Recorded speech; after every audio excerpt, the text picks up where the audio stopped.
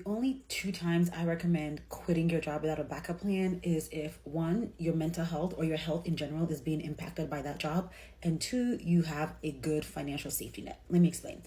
When you are in some jobs that are really toxic and it's starting to get to you, meaning you're seeing that you're losing or gaining weight, your hair is falling out, your skin is breaking out, you are more depressed, you are more angry, you're having more mood swings, you can just feel that that job is literally draining the life out of you.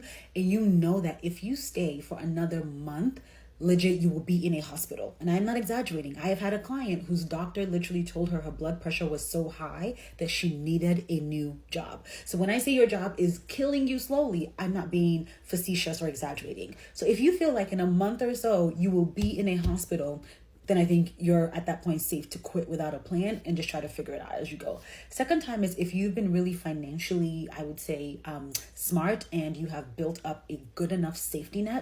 Heard the phrase, people don't quit jobs, they quit bosses. It's one of the most repeated statements in leadership, human resource, and workplace conversations. But what if I told you that statement is only half true? Now, before you click away, hear me out. I'm not saying toxic managers don't exist. They absolutely do. Research consistently shows that abusive supervision, workplace bullying, destructive leadership harm employees and reduce engagement and increase turnover. But here's the uncomfortable question almost nobody asks. What if your manager isn't actually a bad manager? What if the real issue is that the two of you simply do not fit? So today we're going to explore what industrial and organizational psychology says about manager-employee fit, why this relationship matters so much, and what scripture teaches about wisdom in our workplace relationships. Yes? So let's talk about how our managers shape our daily experience. Think about it. Most people don't interact with the CEO every day, do they? They interact with one person, their supervisor. In many ways, your manager becomes the face of the organization. And research in industrial organizational psychology has consistently shown that the quality of the manager-employee relationship predicts outcomes such as the employee engagement, organizational commitment, job satisfaction, yes, and innovation, burnout, yes, that's stress, and intentions to leave the organizations. One of the most influential theories explaining this is called the leader-member exchange theory, often called LMX theory. Now, LMX theory suggests that leaders naturally develop different working relationships with different employees. Some relationships are built on trust, mutual respect, and open communication, and others remain distant, transactional, and sometimes strained. Now, the interesting part is this LMX research doesn't place all the responsibility on the manager. It views the relationship as something both people influence over time, both the manager and the employee. That's already more nuanced than what the internet would have you believe. So let's talk about this phrase. My boss is toxic. Sometimes that is true, yes, but sometimes toxic has become a catch-all label for any manager who makes us uncomfortable. And here's what psychology asks instead. Is your manager toxic, or do they simply manage differently than you prefer? Those aren't the same thing, are they? Now, imagine this. Employee A loves structure. Every morning, they want detailed instructions. Now, manager B expects independent problem solving. Within 2 months, the employee feels unsupported. The manager thinks the employee lacks initiative. Neither person is necessarily wrong. They're just simply operating from different expectations. This is called Person-Supervisor Fit. It's the degree to which an employee's value, communication style, and work preferences align with those of their supervisor. See, a poor fit creates friction. Now, a good fit creates good energy. Now, let me be clear.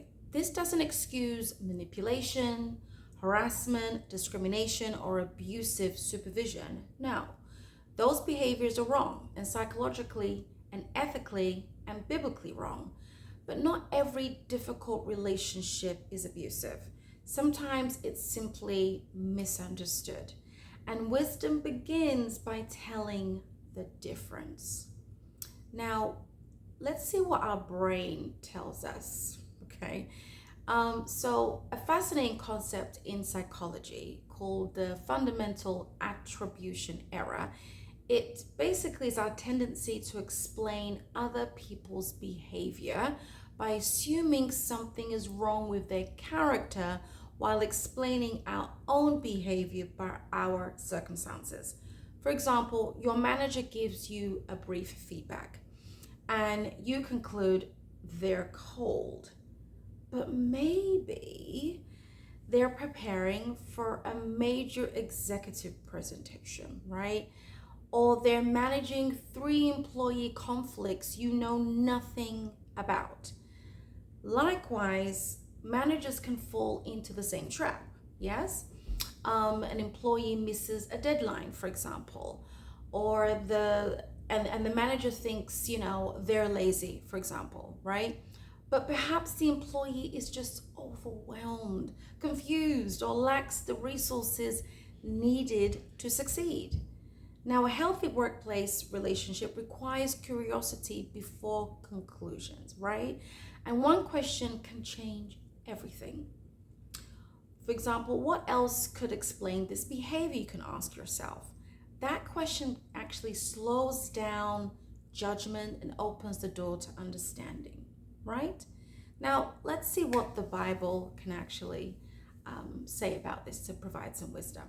Now, the Bible has much to say about relationships built on wisdom rather than assumptions. For example, in the book of James, chapter 1, verse 19, it tells us everyone should be quick to listen, slow to speak, and slow to become angry. Notice the order. Listen first, speak second, react last. In the book of Proverbs, chapter 18, verse 13, it warns us to answer before listening. That is folly and shame. It's foolish. Now, how many workplace conflicts begin because people assume motives instead of asking questions? Then let's look at Romans chapter 12, verse 18. It says, if it is possible, as far as it depends on you, live at peace with everyone. Notice something important here. Apostle Paul doesn't say peace is always possible, okay? Because some workplace environments are genuinely unhealthy. But Apostle Paul does say we are responsible for the part that depends on us. Now, that's a powerful mindset. Now, in conclusion, here's today's challenge for you. Before deciding your manager is the problem, ask yourself 4 questions, all right? For example, am I experiencing poor leadership or just a poor fit with them? Have I clearly communicated my needs to them? Have I tried to understand my manager's perspective, right? Is this relationship draining because it's unhealthy or because it's different from what I'm used to? Very important questions. See, the healthiest workplaces aren't built by perfect managers. They're built by people who are willing to replace assumptions with understanding, conflict with communication, and frustration with some wisdom. And here's the good news. Research shows that relationships built on trust, psychological safety, mutual respect, and open communication don't just improve performance, they make work more meaningful and enjoyable, and we all need that. That's the kind of workplace we should all be striving to create. Now, if this video challenged the way you think about workplace relationships, you're going to love the next episode. Here, I'm going to uncover 7 psychological signs that you and your manager may be being actually mismatched and what you can actually do about it. So until next time, just remember this: a great career isn't only built on finding the right job, it's also built on learning how to build healthy workplace relationships that help everyone to thrive. If you like what you heard, give me a good thumbs up. Let me know in the comment section what you actually gleaned from this. And don't forget to subscribe if you haven't subscribed. I will see you in the next episode.